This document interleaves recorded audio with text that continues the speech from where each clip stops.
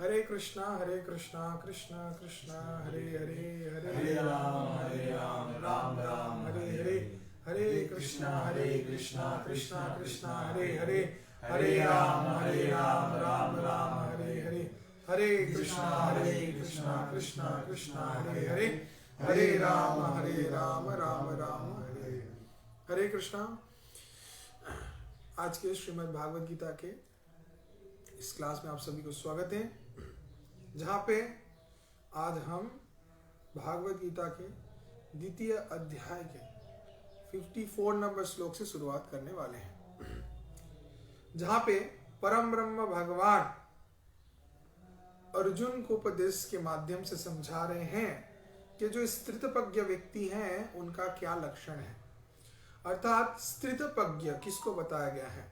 जो व्यक्ति सुख में दुख में स्थिर रहता है, ना ही दुख के द्वारा बहुत ज्यादा प्रभावित हो, ना ही दुख के माध्यम से भगवत भक्ति और सभी प्रकार के अच्छे कर्मों से विरत होके सिर्फ और सिर्फ जागतिक इच्छा को पोषण करें और दुखी हो जाए, ऐसे अवस्था को ना प्राप्त करें। और ना ही जब जीवन में सुख आया तो जीवन के उस सुख को प्राप्त करके इतना आनंदित हो गया कि उसको भगवत भक्ति के मार्ग में अधिष्ठित रहना है। अंतिम जीवन के जो प्राप्ति मूल लक्ष्य है भगवत प्राप्ति, इस विषय के प्रति बिल्कुल भी कोई उत्साह को प्रश्न नहीं किया। तो कैसे इन सभी प्रकार के विषयों में खुद को स्थित रखें और इसके माध्यम से प्रभावित ना हो कि हमारे जीवन में ब्लैक व्हाइट दोनों साइड रहेंगे। कैसा कि जैसे हैप्पीनेस सैडनेस दो चीज हमारे जीवन में आते हैं। समुद्र में जैसे लहरें आते हैं लहरें जाते हैं, शीतोष्ण सुख दुखदा अगमापाइनो नित्यस्तां स्थिति तक्ष भारता, कि वैसे ही हमारे जीवन में सुख भी आएंगे जैसे शीत आता है, और ये शीत जब बहुत ज्यादा बढ़ जाता है तब ये कष्टदायक क्लेशदायक होता है। और वैसे ही जब दुख आता है, एक ऐसा जैसे गर्मी, वो साधारण अवस्था में स्थिति में रहता है, लेकिन बहुत ज्यादा गर्मी का प्रभाव होने से जीव को कष्ट क्लेश होता है। वैसे ही हमारे जीवन में जब दुख आते हैं बहुत ज्यादा मात्रा में बढ़ जाता है तो ये कष्टदायक हो जाता है। तो कैसे इस शीत उष्ण, जैसे कि सुख दुख कोई भी विषय से हम लोग ना प्रभावित हो और दोनों अवस्था में ही खुद को स्थिर रखें, इसके बारे में भगवान बता रहे हैं कि कैसे हम समझें। पहली बात कि अगर जीवन में आपको सुखी होना है, संतुष्ट रहना है, प्रसन्न रहना है, तो उसके लिए आपको ना सुख में ना दुख में प्रभावित होना है। साधारणतः हमारे जीवन में जब कोई अच्छा कुछ होता है तो हम लोग बहुत ही खुश हो जाते हैं, बहुत ही प्रसन्न हो जाते हैं, और जिसके द्वारा हम लोग समझते हैं कि अभी अच्छा अवस्था जा रहा है, तो क्यों ना इस अच्छे अवस्था में, इस अच्छे समय में, अच्छे घड़ियों में हम खुश रहें और इसी चीज में अपने समय को बिताते रहें। एक घड़ियां चलता ही रहे मेरे साथ, ऐसा चिंतन रखते हैं। और जब थोड़ा भी दुख हमारे जीवन में आता है तब हम टूट पड़ते हैं, खुद को स्थिर नहीं रख पाते, तब हमारा जो सेल्फ स्टीम है वो पूरा जीरो हो जाता है, अपने अंदर कॉन्फिडेंस बिल्कुल भी नहीं रहता। तो कैसे इन सभी कठिन परिस्थितियों में हम आगे बहुत ही सहज सरल तरीके से जा पाए, इसका सूत्र भगवान अर्जुन को बता रहे हैं। जहां पे अर्जुन बहुत ही शक्तिशाली श्रेष्ठ योद्धा धनुर्धर थे, सभी प्रकार के शास्त्रीय ज्ञान में पंडित थे, लेकिन सभी विषय रहने के बाद में भी ऐसा कठिन परिस्थिति अर्जुन के जीवन में आया जहां पे संपूर्ण रूप से क्या करेंगे क्या नहीं करेंगे समझ नहीं पा रहे थे, किंग कर्तव्य विमूढ़ हो गए। तो ऐसे ही जब हमारे जीवन में खुशियां आती हैं हम लोग बहुत खुश रहते हैं, बहुत आनंदित रहते हैं, इसके द्वारा प्रभावित हो जाते हैं। और जब दुख आता है तो सोचते हैं सब कुछ छीन लिया गया, हार मान गए। ऐसे तो कैसे हम लोगों को स्थित प्रज्ञ होना है, जो दुख में सुख में कभी भी कोई भी विषय से प्रभावित ना हो और सदा सर्वदा हृदय में प्रसन्न रहे कि हमको मिला है तो अच्छा है, नहीं मिले तो भी चलेगा। ये बहुत कठिन है, लेकिन वास्तव में लोग कैसे हैं? लोगों को चाहिए तो चाहिए, अगर नहीं मिला तो उसके लिए कोई भी हद तक जा सकते हैं। इसी से क्या होता है? काम एसाद क्रोध एसाद रजगुणा समुद्भवात्। काम आता है, हमको प्राप्त करना ही है, उससे जाके अगर नहीं मिला तो क्रोध एसाद, क्रोध मिलता है, फिर उससे जाके क्या है? रजगुणा समुद्भवात्, रजगुण प्रकट होता है। तो इसीलिए क्या है कि हम सभी को अच्छे से प्रयास करना है इस स्थिति को प्राप्त करना, जहां पे सुख में दुख में सभी अवस्थाओं में हम लोग स्थिर रहें और इससे ज्यादा प्रभावित ना हो जाए। तब हमारे एक्सपेक्टेशंस बहुत ज्यादा मात्रा में बढ़ जाएंगे, और अगर हमको नहीं मिला तो इससे हमको ज्यादा से ज्यादा दुख मिलता रहेगा। तो चलिए इस फॉर्मूला के बारे में जानेंगे श्रीमद् भागवत गीता के आज द्वितीय अध्याय में 54 नंबर श्लोक में। और इस अवस्था में रहने से कैसे कोई व्यक्ति परम शांति को प्राप्त कर सकता है, उसके सूत्र के बारे में भी हम आज आप सभी को बताने वाले हैं। तो शुरुआत करते हैं हमारे इस श्रीमद् भागवत गीता के द्वितीय अध्याय के 54 नंबर श्लोक से। पूरा एंड तक आज होगा, तो मेरे साथ जुड़े रहिए आप सभी। अब इस यात्रा का प्रारंभ करते हैं मंगलाचरण से। सभी मेरे साथ बोलिए, ओम अज्ञानतिमिरन्धस्य ज्ञानाञ्जनशलाकया चक्षुरुन्मीलितं येन तस्मै श्री गुरुवे नमः। श्री चैतन्य मनोभीष्टं स्थापितं येन भूतले स्वयं रूप कदा मह्यं ददाति शुभदान्तिकां। वन्देऽहं श्रीगुरु श्रीजूतपदकमलं श्रीगुरुर्वैष्णवांश्च श्रीरूपं साग्रजातसागर रघुनाथान्वितं त्वं सजीवं स्वाद्वैत स्वावधूत परिजन सहितं कृष्ण चैतन्य देवं श्री श्री राधा कृष्ण पादान् सागर ललिता से विशाखान्वितांश्च। हे कृष्ण करुणा सिंधु दीनबंधु जगतपते गोपेश गोपिका कांत राधा कांत नमस्तुते। तप्त कांचन गौरांगी श्री राधे वृंदावनेश्वरी वृषभानुसुते देवी प्रणमामि हरिप्रिये। नीलांचला निवासाय नित्याय परमात्मने बलभद्र सुभद्राभ्यां जगन्नाथाय ते नमः। आनंदमय लीला विग्रहाय हेमांग दिव्य छवि सुंदराय तस्मै श्री महाप्रेम रस प्रदाय चैतन्य चंद्राय नमो नमस्ते। नित्यानंद नमस्तोभ्यं प्रेमानंद प्रदायिने कलो कल्मषनाशाय श्री जाह्नवापतये नमः। जय श्री कृष्णा चैतन्य प्रभु नित्यानंद श्री अद्वैत गदाधर शिवासादि गौर भक्तवृंदा। हरे कृष्णा कृष्णा कृष्णा हरे हरे, हरे राम राम राम हरे हरे। हरे कृष्णा। तो सभी मेरे बात बोलिए, ओम नमो भगवते वासुदेवाय। ओम नमो भगवते वासुदेवाय। ओम नमो भगवते वासुदेवाय। भगवते वासुदेवाय। ओम नमो भगवते वासुदेवाय। ओम नमो भगवते वासुदेवाय। हरे कृष्णा। श्रीमद् भागवत गीता द्वितीय अध्याय 54 number shloka. Shrimad Bhagavat Gita second chapter 54 number shloka.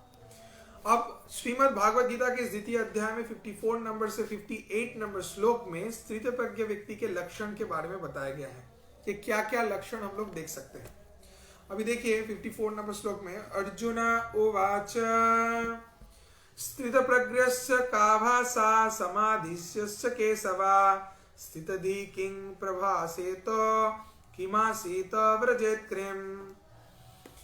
बोला गया है कि अर्जुन प्रश्न किए, पूछे कि हे केशव, स्थित प्रज्ञ अर्थात अचला बुद्धि संपन्न मनुष्य का लक्षण क्या है और वो कैसे बात करते हैं, कैसे कहीं स्थान में अवस्थान करते हैं, और कैसे वो विचरण करते हैं, कृपा पूर्वक हमको बताएं। तो अभी अर्जुन जानना चाहते हैं भगवान से कि जो स्थितप्रज्ञ व्यक्ति हैं उनके लक्षण क्या क्या हैं। पहले तो भगवान बोले कि तुमको स्थितप्रज्ञ होना है। अगर हम पहले श्लोकों में देखें तो भगवान बता रहे हैं कि जावान नत उत्पाने सर्वादो संप्लुतोदके तावान सर्वेषु वेदेषु ब्राह्मणस्य विजानत। हाँ, तो फिर भगवान बता रहे कर्मण्येवाधिकारस्ते मा फलेषु कदाचन मा कर्मफलो हेतुर्वा ते संगोस्त कर्मणि। फिर भगवान इसी सभी विषयों के बारे में बता रहे हैं कि कैसे एक व्यक्ति जो बुद्धि संपन्न है कैसे श्रेष्ठ कार्यों को करता है कि जिसके माध्यम से वो कभी भी जागतिक कोई विषयों के प्रति आसक्त नहीं हो पड़ता, क्योंकि वो अपनी बुद्धि को संपूर्ण रूप से भगवान के चरण में नियोजित करता है, भगवान के दिए हुए आदेश अनुसार इसको पालन करता है। अचला बुद्धि जो चंचल नहीं है, इस चंचल मन को कैसे स्थिर करें भगवत भक्ति के माध्यम से, इसके बारे में विभिन्न प्रकार के विषय को भगवान बताए। तो बोले कि जो व्यक्ति बुद्धिमान है, बुद्धि संपन्न है, अचला बुद्धि है, जिसका वो एकनिष्ठ रहता है, वो व्यवसाय आदमी का बुद्धि रेखी है, कुरुनंदना बहुशाखा, ये विषय उसको स्पर्श नहीं कर पाता, तो स्थिर रहता है, वो अपने मार्ग में सक्सेसफुल होता है। तो अगर सक्सेसफुल होना है तो अपनी बुद्धि को स्थिर रखना है। तो स्थिर कैसे रखें, एक्सपेक्टेशंस ज्यादा कैसे नहीं रख पाए, ऐसा क्या गुण है। प्रभु नेचुरली बहुत ज्यादा एक्सपेक्टेशंस चले आता है कोई भी चीजों के ऊपर, तो कैसे एक्सपेक्टेशंस के ऊपर काम करें कि कोई काम करेंगे, कोई भी कार्य करेंगे, लेकिन कुछ एक्सपेक्टेशंस नहीं रखेंगे। कर्मण्येवाधिकारस्ते मा फलेषु, भगवान कर्म फल को प्रदान करने वाले हैं, हमको तो सिर्फ भगवान उपदेश दिए हैं निस्वार्थ रूप से कर्म करने का। तो भगवान पहले भी इस चैप्टर में बता चुके हैं कि कैसे निष्काम कर्म करने के माध्यम से कोई व्यक्ति बहुत ही सहज सरल तरीके से कोई भी कार्य के फल के प्रति आसक्त नहीं रहता। तो अभी चलिए हम लोग देखते हैं यहाँ पे जो भगवान बता रहे हैं कि स्थित प्रज्ञ होना है। तो अभी अर्जुन बोल रहे हैं कि ठीक है, आपने ये शब्द यूज किए, टर्म यूज किए स्थित प्रज्ञ। तो स्थित प्रज्ञ जो है, हम कैसे समझे कि हम स्थित प्रज्ञ हो गए हैं। अब अगर हम हुए तो हमारा लक्षण कैसा होगा, कैसे वो व्यक्ति बात करता होगा, कैसे वो बैठता होगा, कैसे वो चलता होगा, कैसा उसका सोच विचार है, तो कृपा पूर्वक बताएं, जिससे हमको पता चलेगा। जैसे हम लोग पूछते हैं अपने टीचर से कि हमको बताइए हमारे ड्रॉबैक्स क्या है, क्या ऐसा करना है हमको अपग्रेड, जिसके माध्यम से हम खुद को बदल सके, जो गलतियां हैं उसको ठीक कर पाए। तो ऐसे ही भगवान श्री कृष्ण जो वहां पे उपस्थित थे अर्जुन के शिक्षा गुरु के रूप से, तो अर्जुन पूछ रहे हैं कि कृपा पूर्वक मेरे को बताएं कि कैसे स्थितप्रज्ञ होना है, क्या क्या विषय है। तो बोले हैं, लेकिन उनका लक्षण क्या है। तो अभी भगवान 54 से 58 नंबर श्लोक तक बता रहे हैं। अभी देखिए 54 नंबर पे अर्जुन उवाच, अर्जुन पूछे। अब 55 नंबर श्लोक में बता रहे श्री भगवान उवाच। यहां पे देखिए श्री कृष्ण उवाच नहीं लिखा है, क्या लिखा है, श्री भगवान उवाच, जो प्रमाण करता है कृष्ण ही भगवान है। ये श्री भगवान इस शब्द को और कहीं पर भी व्यवहार नहीं कर सकते हैं, सिर्फ और सिर्फ एक कृष्ण के लिए ही व्यवहार कर सकते हैं, क्योंकि कृष्ण 64 कला पूर्ण है, 6 गुण पूर्ण मात्रा में संपूर्ण रूप से कृष्ण में उपस्थित है, जिसके लिए भग जो 6 श्रेष्ठ विषय हैं, बाट जिनके अंदर पूर्ण मात्रा में है, वही होते हैं भगवान। और कृष्ण में ये पूर्ण है, जिसके कारण ही कृष्ण को भगवान बोला जाता है। तो यहाँ पे क्या बोला गया है, श्री भगवान उवाच, अर्थात कृष्ण उत्तर दिए। कृष्ण क्या बोले, प्रजहाति यदा कामान सर्वान पार्थो मनोगतान आत्मन्नेवात्मना तुष्टा स्थित प्रज्ञस्तो दोच्यते। परमेश्वर भगवान बोले कि हे पार्थ, जीव जब अपने मानसिक जल्पना कल्पना और सभी इस जागतिक काम मनोभाव से कोई भी कार्य करता है इसके ऊर्ध्व जाता है, अर्थात जो मटेरियल स्पेकुलेशन, मेंटल स्पेकुलेशन जिसको बोलते हैं, और इस सब के ऊपर जाता है। जागतिक जल्पना कल्पना इस सभी के विषय को त्याग कर देता है, परित्याग करता है, काम के विषय को परित्याग करता है, और इसके माध्यम से धीरे धीरे जब उसका आत्मा हृदय परिशुद्ध होता है तब वो हमको समझ पाता है और वो परितृप्ति लाभ करता है अपने अंदर, और तभी वो स्थित प्रज्ञ कहलाया जाता है। अभी 56 नंबर श्लोक में देखिए, जो त्रिताप दुख रहते हैं हमारे जीवन में, इसकी उपस्थिति रहने के बाद में भी उसका मन कभी भी उद्विग्न नहीं होता। सुख की उपस्थिति से भी उसका कोई परिवर्तन नहीं होता है, और जिनको राग भय क्रोध ये सब स्पर्श नहीं करता, इससे मुक्त है, वही स्थित प्रज्ञ है। 56 नंबर श्लोक जो है इंपॉर्टेंट श्लोक है, इसको आप लोग मेमोराइज कर सकते हैं। दुखेषु अविदिग्न मना सुखेषु अविगत स्प्रिया वितराग भय क्रोधा स्थितधीर मुनिरुच्यते। जो स्थितधीर मुनि रहते हैं उनके गुण के बारे में यहाँ पे अच्छे से बताया गया। अब ये 2 श्लोक में क्या बोला गया है हम बता रहे हैं, भगवान क्या उत्तर दे रहे हैं। अभी भगवान बता रहे हैं कि जो वासना से अतिर है और इस जड़ जगत के विषय के बारे में ज्यादा चिंता नहीं करता है, करना है इसीलिए कर रहा है, काम में जाना है चल रहा है, उससे पैसा आएगा संसार देखना है चल रहा है, सिर्फ काम से काम का मतलब रखता है, ज्यादा आसक्तियों को पोषण नहीं करता है, ज्यादा चिंता नहीं करता इस जड़ जगत के विषयों के प्रति, क्या आज है कल ऐसा होगा, परसों क्या होगा, तरसों क्या चलेगा। बहुत ज्यादा आसक्तियों को प्रेरित नहीं करता, उसके द्वारा बहुत ज्यादा खुद को प्रभावित नहीं रखता है। वो व्यक्ति धीरे धीरे अपने अंदर एक मानसिक शांति को प्राप्त करता है, जिसके द्वारा वो बहुत ही सहज सरल तरीके से भगवान के भगवत भक्ति का अनुगत हो सकता है। तो वो जो संभव होता है, इसके माध्यम से वो व्यक्ति स्थित प्रज्ञ कहलाता है। अब और भगवान बोल रहे हैं क्या, 56 नंबर श्लोक में देखिए जो बताएं, दुखेषु अनुद्विग्न मना। बहुत ही सुंदर है, इसका अर्थ क्या है, अनुद्विग्न मना, उद्वेग शून्य होना, अर्थात जिसके जीवन में दुख आए लेकिन वो उद्विग्न ना हो, ऐसा बहुत ही दुर्लभ है। हम लोग के जीवन में जब भी दुख दर्द कष्ट आता है तो हम लोग उद्वेग प्रकट करते हैं, तुरंत ही उसमें रिएक्ट करते हैं, लेकिन जो स्थित प्रज्ञ व्यक्ति रहते हैं वो कभी भी उसमें प्रभावित नहीं हो जाते क्रोध के माध्यम से। अनुद्विग्न मना।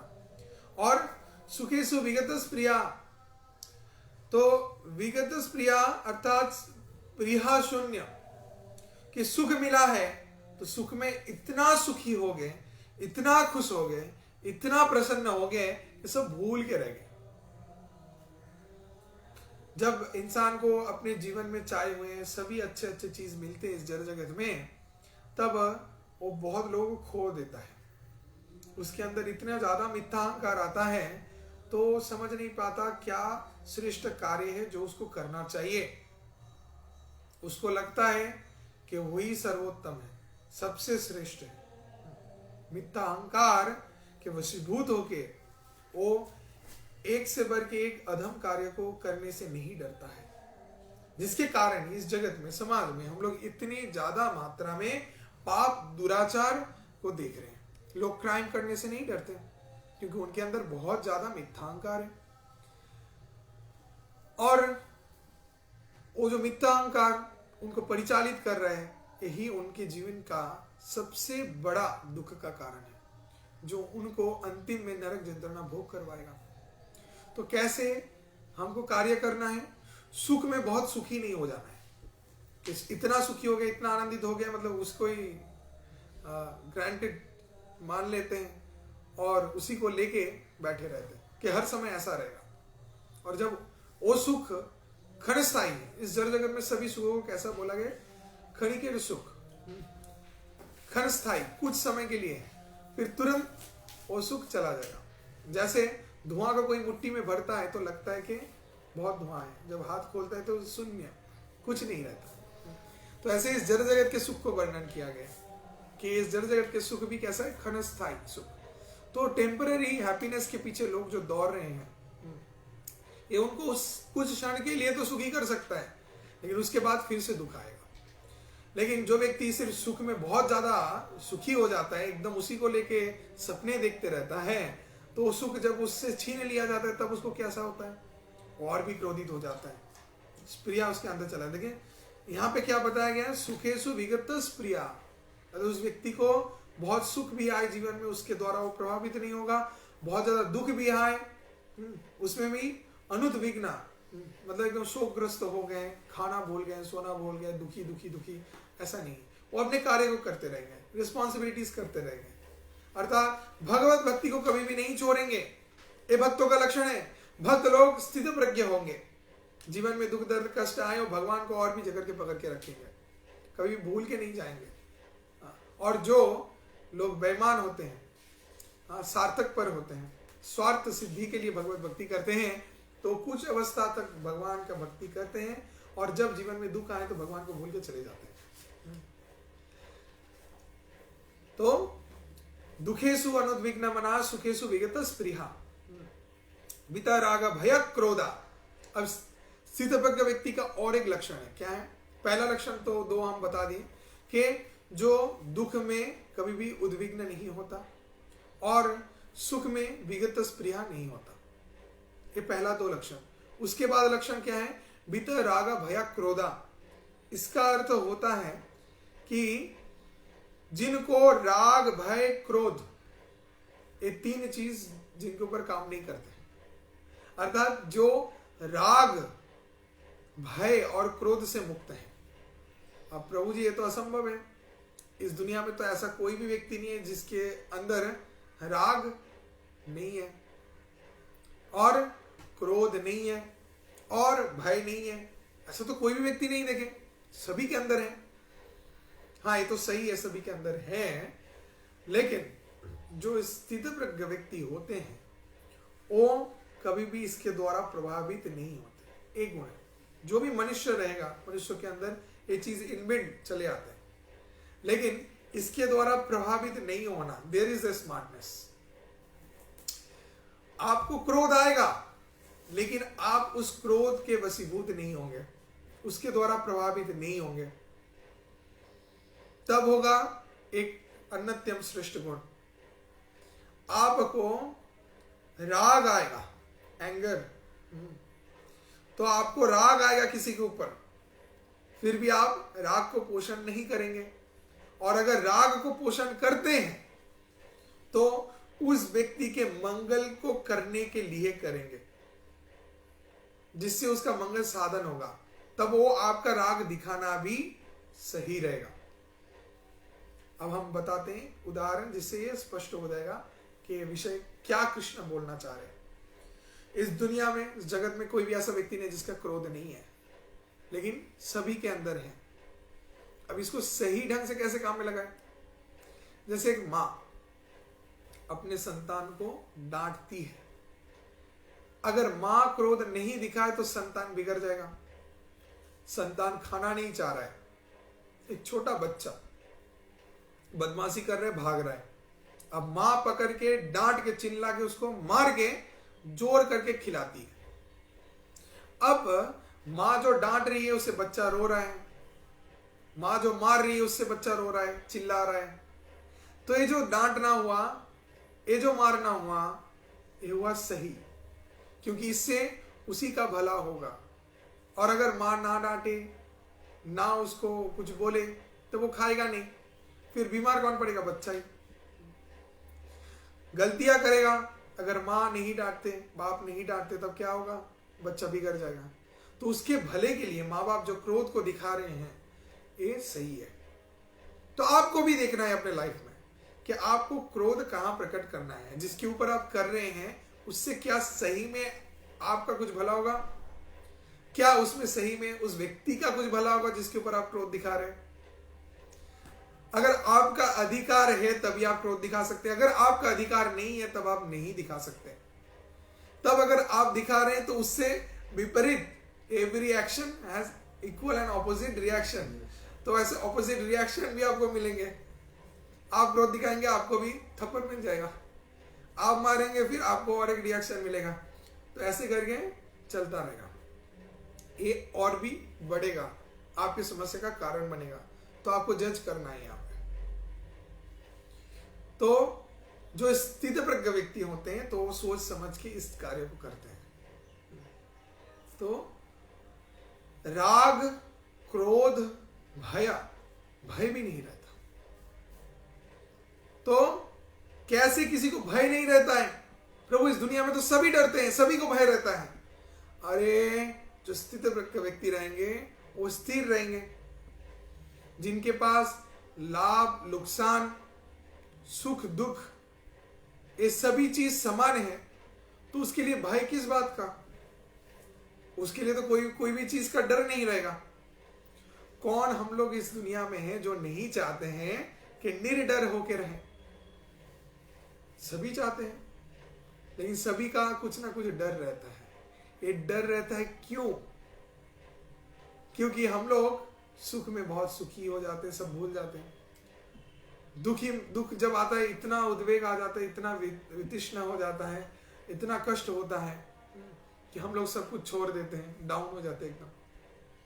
तो उससे प्रभावित हो जा रहे हैं, लाभ, नुकसान सभी चीजों के अंदर कंपैरिजन करते रहते हैं, जिसके कारण ही हम लोग कष्ट भोग करते हैं। हम लोग कहीं ना कहीं एक्सपेक्टेशंस बहुत ज्यादा रख देते हैं, उससे प्रभावित होते रहते हैं, और जिससे हम लोग एक डर रहता है वो चीज छूट ना जाए, चला ना जाए हमसे। लेकिन हम लोग अगर स्थित प्रज्ञ रहे, लाभ, नुकसान, सुख, दुख सभी में समदर्शी हो जाए, तब क्या होगा? तब हमारे जीवन में प्रकृति रूप से हम भय मुक्त हो सकते हैं। भय मुक्त होने के लिए हमको बंदूक लेके, तलवार लेके, बम लेके घूमने का जरूरत नहीं है कि कोई मेरे को मार, हमको 1000 सीसीटीवी कैमरेज लगा के बैठने का जरूरत नहीं है कि कौन घुस रहा है, अभी मेरे को कोई मार सकता है। निर्डर हो सकता है। बताया गया है, भजहु रे मन श्री नंदन अभय चरणारविंदन। भगवान के जो चरण है उसको बोला गया है अभय चरण। हमारे अंतरजातिक कृष्ण भावनामृत संघ इस्कॉन के प्रतिष्ठाता आचार्य जगत गुरु श्रील प्रभुपाद का नाम है अभय चरण। तो अभय चरण कथा का अर्थ होता है जिनके चरण के आश्रित होने से हम सभी का जो भय है उससे हम लोग पूर्ण रूप से मुक्त हो सकते हैं। हमको अभय प्रदानकारी जो भगवान की कृपा में चरण कमल है उसके आश्रय को लेना पड़ेगा। तो भगवान के श्री चरण कमल को बोला गया है अभय चरण। तो अभय चरणारविंदने, अपने मन को उस चरण में ध्यान करना है, उसका सुमिरन करना है और उसके आश्रय में रहना है। तो अगर हम लोग भगवान श्री कृष्ण के भगवत भक्ति में पूर्ण रूप से लीन रहे, भगवान के चरण में शरणागत रहे, तब निश्चित रूप से ही भगवान की कृपा से हम लोग डर के ऊर्ध्व रहेंगे। कोई भी डर हमको स्पर्श नहीं कर सकता। जैसे आप भगवान के भक्तों को देखोगे, भगवान के भक्त हर समय निर्डर रहते हैं, उनको कोई डर नहीं है, उनको कोई भी चीज का डर नहीं है। मृत्यु आए तो आए, कुछ दुर्घटना घटे तो घटे, कुछ भी हमारे हाथ में है क्या? नहीं है, कभी भी कुछ भी हो सकता है। तो हर समय तत्पर रहो, जो भी आएगा लाइफ में एक्सेप्ट करो। तो डर किस बात का? डर तो नहीं है। भक्त लोग भगवान के चरण में स्थित रहते हैं, अभय चरण के आश्रय में रहते हैं तो उनको भय नहीं रहता। तो 56 नंबर श्लोक में ऐसा बताया गया है। फिर 57 नंबर श्लोक में देखिए क्या बताया गया है। जो इस जड़ जगत के समस्त प्रकार के आसक्ति से रहित है और कोई भी प्रिय वस्तु जो चाह रहे थे उसको प्राप्त करने के बाद में भी आनंदित नहीं होते हैं, वेरी नाइस।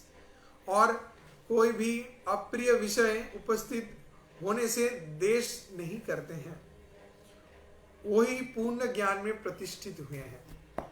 तो अगर आप अपने तरफ से जज करना चाहते हैं, समझना चाहते हैं कि गुण तो सबसे श्रेष्ठ है जिसको बताया गया स्थित प्रज्ञ होना है, भगवान श्री कृष्ण अर्जुन को बता रहे स्थित प्रज्ञ बनने के लिए, तो अगर हम स्थित प्रज्ञ हो जाए तो क्या गुण है, क्या ऐसे लक्षण है जिसके माध्यम से हम समझ सकते हैं। भगवान बता रहे हैं कि पहली बात तो व्यक्ति जागतिक आसक्तियों से रहित रहेगा, ज्यादा जागतिक आसक्तियां नहीं रखेगा। दूसरा विषय, जो वो चाहता है उस चीज को प्राप्त करने के बाद में भी बहुत ज्यादा आनंदित नहीं हो जाएगा। अब हम लोगों के लाइफ में कैसा होता है, थोड़ा बहुत जो चाहते हैं वो अगर मिल गया तो बस वही आनंद में उसी को लेके डूबे पड़े रहेंगे। सोचो कि हमको एक एप्पल का लैपटॉप चाहिए, अब वो मिल गया, उसको लेके ही लगे पड़े हुए हैं, दिन रात उसी का चिंता करें, उसी को लेके सावधान करके रखने का, ऐसा वो सब करने का प्रयास कर रहे हैं, उसी में पड़े हुए, वो उसको लेके आनंद हो रहा है। किसी का जीवन में कोई नहीं है, अब कोई चली आई तो उसको पाने से एकदम उसको लेके ही सपना देख रहा है, हर वक्त हर क्षण उसको मिस कर रहा है, उससे बात कर रहा है और उसी में डूबा पड़ा हुआ है। तो ये क्या है, मूर्खता है। वो मतलब एक फैंटेसी वर्ल्ड में चला गया, हर वक्त हर क्षण में सोच रहे हैं हम कितना सुखी हैं, सुखी हैं, सुखी हैं। ऐसा जो लोग सोचते हैं उसके बाद वो चीज जब जीवन से हट जाता है तो बस तुरंत ही दुखी हो जाते हैं, शॉक में चले जाते हैं। तो इसीलिए जो स्थितप्रज्ञ व्यक्ति होते हैं वो कभी भी सुख, कैसे, जिस चीज को आप चाहते हो उसको प्राप्त करने के बाद में भी बहुत आनंदित, प्रभावित नहीं हो जाते, स्थिर रहते हैं। ठीक है, नहीं मिल रहा था, मिला, चलेगा, इतना ही रखते, इससे ज्यादा नहीं। ठीक है, और क्या बताया गया, अब जिस चीज को नहीं चाहते हैं, चलो मान लिए जो चीज हमको मिला उससे मेरे को आनंद आ रहा है और ज्यादा आनंद कर रहे थे प्रभु जी, आप बोल रहे हैं कम आनंद करना है, ठीक है कम आनंद कर लेंगे। अब जो चीज आप नहीं चाहते, बिन चाहे आपको आपके जीवन में मिल रहा है, तब कैसा लगेगा। हम लोग चाहते हैं दुखी होना, चाहते हैं कि हमको दुख मिले, दुख मिले, दुख मिले, दीजिए हमको ज्यादा ज्यादा करके दुख दीजिए। हम लोग कभी कोई मांगता है, कभी सुने कोई भगवान के मंदिर में जाके मांग रहा है कि सब दुख मेरे को दे दो, हे भगवान, रोज रोज पूजा कर रहे बोल रहे हैं हमको सब दुखी कर दो, दुखी कर दो, दुखी कर दो, दुख दो, दुख दो। ऐसा मांगता है किसी को देखे? कोई नहीं। कोई भी जीवन में दुखी नहीं होना चाहता है, सभी जीवन में सुखी होना चाहता है। तो बिन चाहे भी जो चीज हमको मिल रहा है, हम लोग चाहते हैं सुखी होना, लेकिन वो सुख कम मिलता है, थोड़ा लगता है। हालांकि भगवान समदर्शी हैं, सब कुछ समान मात्रा में देता है, लेकिन हम लोग को सुख बहुत ही कम, दुख बहुत ही ज्यादा। थोड़ा भी दुख आए तो वो बहुत ज्यादा लगता है। तो अभी ये जो सुख का विषय है, तो जो चाह रहे तो मिल गया तो इसमें खुशी है, ठीक है, खुशी को कम कर सकते हैं। लेकिन जो नहीं चाहते हैं, दुख बिन चाहे भी वो मिल रहा है एज अ गिफ्ट, तो उसमें क्या करें? उसमें भी वो प्रभावित नहीं होता है, द्वेष को प्रकट नहीं करता है, समझ रहे? द्वेष को भी प्रकट नहीं करता है, मतलब अपने अंदर वो क्रोध भाव उसको प्रकट नहीं करता है, ईर्ष्या भाव प्रकट नहीं करता है।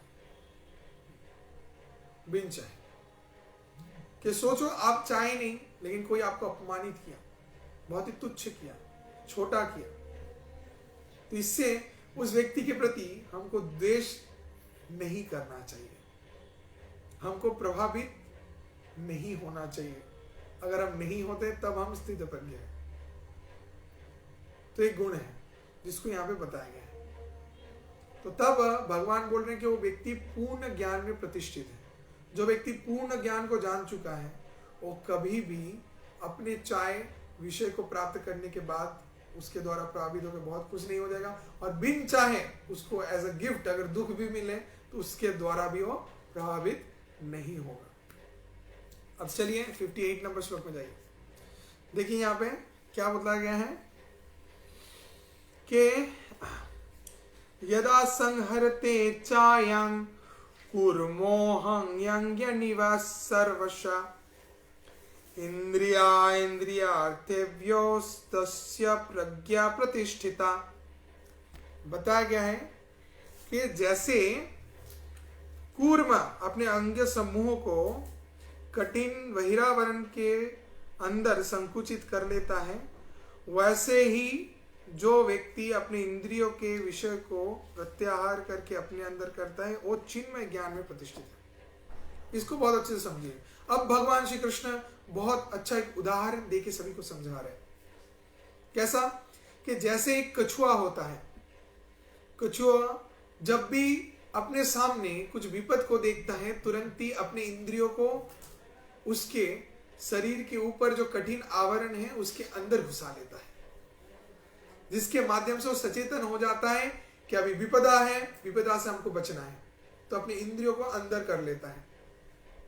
वैसे ही जो चिन्मय ज्ञान में अधिष्ठित है तो वो व्यक्ति जब भी देखता है सामने विपद है तुरंत ही अपने इंद्रियों के ऊपर काम करना शुरू कर देता है और सचेतन होके इंद्रियों का कम प्रयोग करता है। तो भगवत भक्ति हम लोग को विषय को सिखाता है कि कैसे जीवन में कोई भी ऐसे प्रलोभन आए, आसक्तियां आए, उसके द्वारा हम प्रभावित ना हो और तुरंत ही अपने इंद्रियों को अंदर कर ले। तो जो लोग बुद्धिमान होते हैं वो देख के ही समझ जाते हैं कि अभी विपद आ रहा है, सचेतन हो जाते हैं, संकेत उनको मिल जाता है और तुरंत ही सावधान हो जाते हैं। लेकिन जो लोग मूर्ख होते हैं, जिनका बहुत ही कम बुद्धि है, तो देख के भी नहीं समझ पाते हैं और उनके साथ होने के बाद में भी वो समझ नहीं पाते, ऐसा हो जाता है। तो इसीलिए हम सभी को बहुत अच्छे तरीके से इस विषय को समझना है कि जब भी विपद आए, संकट आए या फिर बहुत ज्यादा सुख का प्रलोभन आए, इससे भी सतर्क होना है। हर समय कष्ट देके ही भगवान समझाएंगे ऐसा नहीं है, कभी कभार सुख देके भी समझाएंगे कि जो जो चीज आप चाहते हैं आप देखोगे सब चीज आपको मिल रहा है। आपको घर, परिवार, गाड़ी, नौकरी, जो जो चाहोगे आपको भगवान सब दे देंगे, सब बढ़िया दे देंगे। तो बहुत अच्छा लगता है, अरे वाह अरे वाह प्रभु आपकी कृपा से सब काम हो रहा है, करते हो तुम कन्हैया, मेरा नाम हो रहा है, तो ऐसा लगने लगता है। पर कन्हैया क्या कर रहे हैं इसको समझने का बुद्धि नहीं है। कन्हैया देखे, परीक्षा करके देख रहे हैं कि बेटा तुम अब क्या करते हो। और तब अगर हम लोग इस सब को प्राप्त करके अपने इंद्रियों को ज्यादा से ज्यादा भोग वृत्ति में इस सभी चीजों के लगाते हैं तो इससे हमको कष्ट मिलेगा।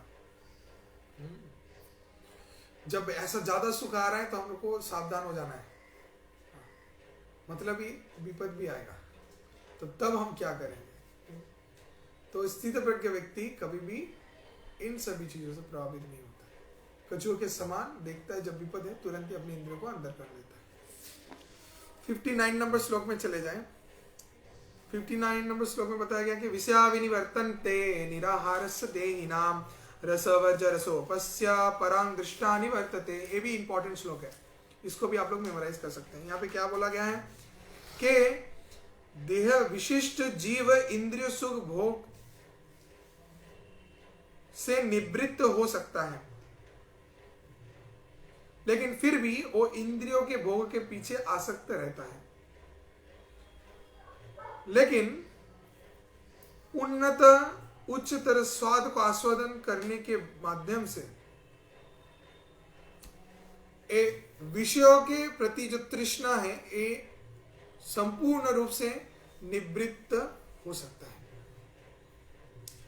कैसा बोला गया है कि जो जागतिक विषयों के प्रति धावित होकर सुख को प्राप्त करता है और बारंबार जागतिक विषयों के प्रति उस सुख को प्राप्त करने के पीछे दौड़ते रहता है, मन लगाते रहता है, जब उसको उस जागतिक सुख से भी अधिक उन्नत सुख मिलता है, हायर टेस्ट, तब उस हायर टेस्ट को लेते लेते लेते लेते उसका मन करता है वो हायर टेस्ट को ही लेगा और छोटे मोटे चीज को नहीं लेना चाहता है।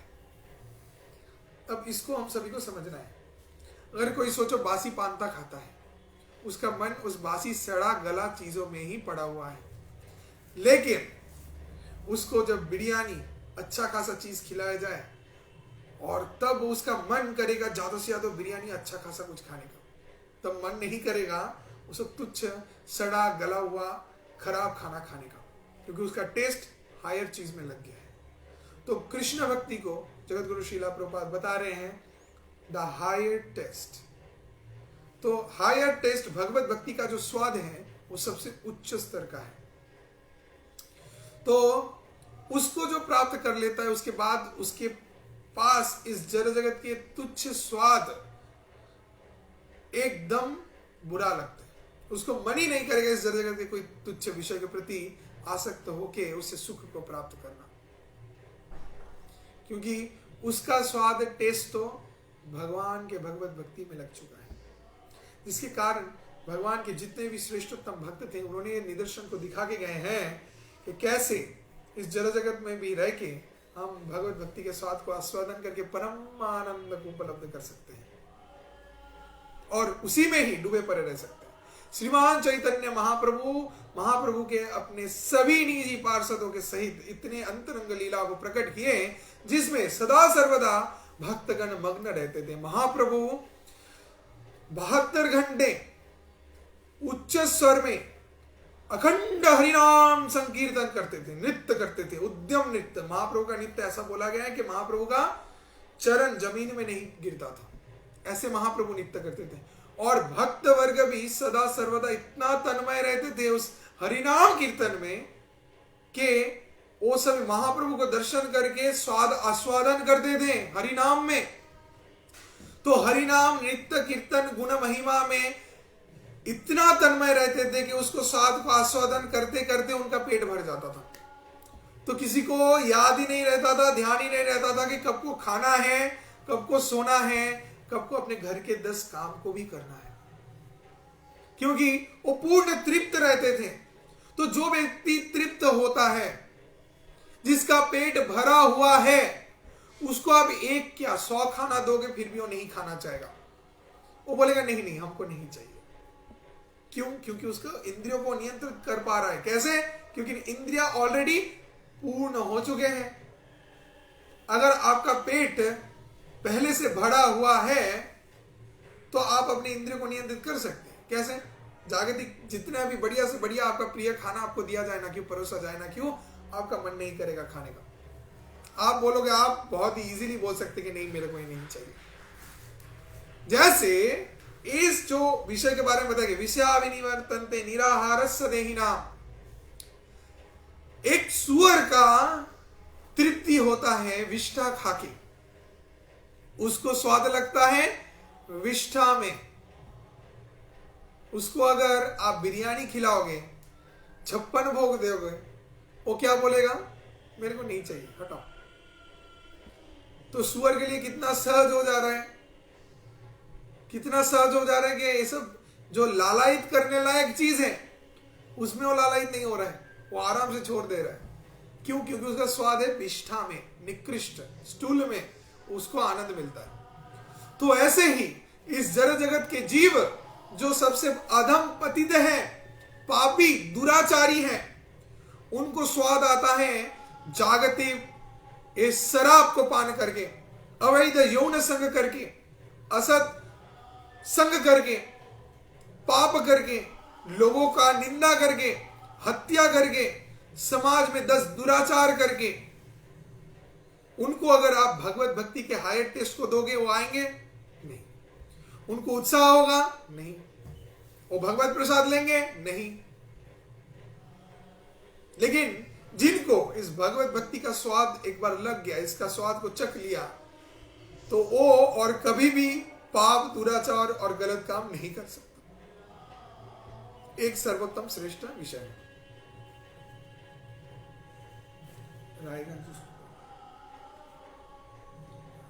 समझ रहे कितना सुंदर विषय है। तो भगवान कितने सहज सरल तरीके से हम लोग को समझा दे रहे हैं। तो हमारा स्वाद कैसा है हम लोग को परीक्षा करके देखना चाहिए।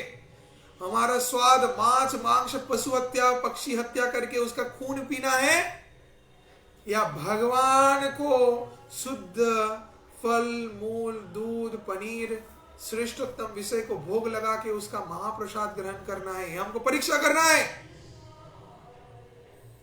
अगर कोई मनुष्य के रूप से सुअर है तभी जाके वो पशु को हत्या करके खाएगा, उसका खून पिएगा। लेकिन अगर कोई प्रकृत मनुष्य है, खुद को मानव कहलाता है, इस समाज में सभ्य कहलाता है, तब वो सिर्फ और सिर्फ भगवान को अर्पण करके भगवान का महाप्रसाद खाएगा, कोई भी प्राणी हत्या नहीं करेगा, सिर्फ और सिर्फ कृष्ण प्रसाद ग्रहण करेगा। उसमें ही उसको आनंद मिलेगा। हायर टेस्ट जो है इसमें आनंद मिलेगा। तो भगवान के लीलाओं से हमको ये सब पता चलता है। इसमें सदा सर्वदा वो प्रसन्न रहते हैं और जागतिक कोई चेतना उनको पकड़ नहीं पाता, क्योंकि उनका पेट भरा हुआ है। उनके हाथ बिजी हैं भगवान के नाम जप करने, भगवान के लिए हाथ उठा के नृत्य करने के लिए। उनके कान सदा बिजी हैं भगवत कथा सुनने के लिए, हरिनाम सुनने के लिए, कृष्ण कथा सुनने के लिए। उनके मुंह सदा बिजी है कृष्ण कथा बोलने के लिए। उनका नाक हर्षण व्यस्त है भगवान के चरण तुलसी को घ्राण करने, चरण में अर्पित चंदन को पुष्प को घ्राण करने के लिए। उनके आंख सदा व्यस्त रहते हैं भगवान के श्री विग्रह को दर्शन करने, भगवान के श्रेष्ठ वैष्णव भक्तों को दर्शन करने। और उनके तक जो स्किन हर वक्त व्यस्त है भगवान के शुद्ध भक्तों के संग के माध्यम से उनके स्पर्श करने, उनकी सेवा करने। और उनके जिह्वा हर्षण व्यस्त है भगवान के कृष्ण प्रसाद को आस्वादन करने और भगवान के अनंत रूप गुण लीला आदि का वर्णन करना। यही तो भक्त का जीवन होता है। उनको मिला है वो हायर टेस्ट, वो इतने प्रसन्न रहते हैं, उनको जरूरत नहीं है जागतिक लोगों के कोई भी जागतिक चिंताओं का, जिसके माध्यम से उनको सुख मिलेगा। तो ये हम सभी को परीक्षा करना है, इसको देखना है।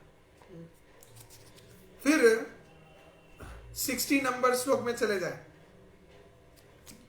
60 नंबर श्लोक में बता रहे हैं कि हे कौन्तेय, इंद्रिय समूह इतना ही बलवान होते हैं और खोपकारी होते हैं कि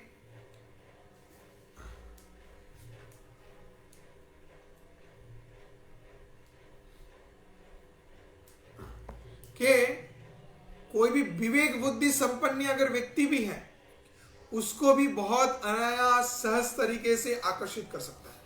ये इंद्रियों का वेग बहुत ही बलवान होता है, हमको ये समझना है। कभी भी कोई भी व्यक्ति को भयंकर रूप से आकर्षित कर सकता है। अब भगवान बोल रहे हैं कोई भी व्यक्ति क्या, कोई विवेक बुद्धि संपन्न है, जिसका बुद्धि है, वो बुद्धिमान व्यक्ति भी मूर्ख हो जाता है, गधा हो जाता है इस इंद्रिय के ताड़ना से। कोई अपने इंद्रिय को बहुत नियंत्रित कर रहा है, जागतिक आसक्तियों के रहित रखने का प्रयास कर रहा है, लेकिन कहीं ना कहीं कोई आसक्ति आ गया, कोई स्त्री आ गया, या फिर कुछ स्त्री के लिए पुरुष आ गया, कोई भी ऐसा आसक्ति रह गया जिससे उसका चित्त एकदम कंपित होता रहेगा, उस आकर्षण के प्रति धावित होते रहेगा। तो जहां पे उसने कोई व्रत धारण किया है लेकिन ऐसा कुछ खाना देखा जिसको देखे वो आकर्षित हो गया, उसका जी ललचाया और खाना चाहा। तो ऐसे ही हाँ, इंद्रियों को नियंत्रित करना बहुत विवेक बुद्धि संपन्न व्यक्तियों के लिए भी कठिन होता है, भगवान बता रहे हैं, क्योंकि ये इंद्रिया इतने प्रबल होते हैं कि किसी को भी आकर्षित कर सकते हैं विषयों के प्रति। फिर 61 नंबर श्लोक में जाइए। तानि सर्वाणि संयम्य युक्त आसीत मत्परा बसे ही यशेन्द्रियाणि तस्य प्रज्ञा प्रतिष्ठिता। क्या बता रहे हैं? जो अपने इंद्रियों समूह को संपूर्ण रूप से संयत किया है और मेरे उत्तमा भक्ति परायण है, उसकी इंद्रिया संपूर्ण रूप से वशीभूत कर चुका है, वही स्थित प्रज्ञ है। क्या बोल रहे हैं भगवान? स्थित प्रज्ञ व्यक्ति कौन है? जो अपने इंद्रिय समूह को पूर्ण रूप से भगवान के सेवा में नियोजित कर चुका है। जैसे कि हम लोग जानते हैं कौन, जहां पे भगवान के श्रेष्ठ भक्त वर्ग अपने इंद्रियों को पूर्ण रूप से भगवान के सेवा में नियोजित कर चुके हैं। क्या आप लोग बोल सकते हैं ऐसे कुछ भक्तों का उदाहरण? हमको लिख के भेज सकते हैं, अभी लिखिए। ऐसे कौन से भक्तों को आप लोग जानते हैं जो अच्छा आंसर आया है? और भी बाकी सभी लिख सकते हैं, लिख के मेरे को बताइए। आप लोग ऐसे कौन से भगवान के भक्त को जानते हैं जो अपने सभी इंद्रियों को भगवान के सेवा में लगा लिए हैं? हाँ जल्दी,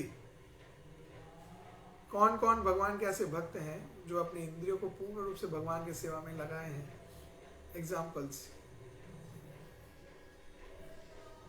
एक जन लिखे भोलेनाथ, गुड। शिव जी अपने इंद्रियों को पूर्ण रूप से कृष्ण की सेवा में लगाए हैं, सदा सर्वदा उनके जितने भी इंद्रियां हैं सभी को हर क्षण, एक क्षण के लिए भी वो भगवान की सेवा से नहीं हटाते। Any other? हाँ, नारद मुनि अपने सभी इंद्रियों को भगवान की सेवा में लगाए, अपने पैर से सदा सर्वदा भगवान के धाम को परिक्रमा किए जा रहे हैं, मुंह से सदा सर्वदा भगवान के नाम लिए जा रहे हैं, कान से सदा सर्वदा सुने जा रहे हैं, बिना हाथ से बजाए जा रहे हैं भगवान का नाम कीर्तन करते हुए।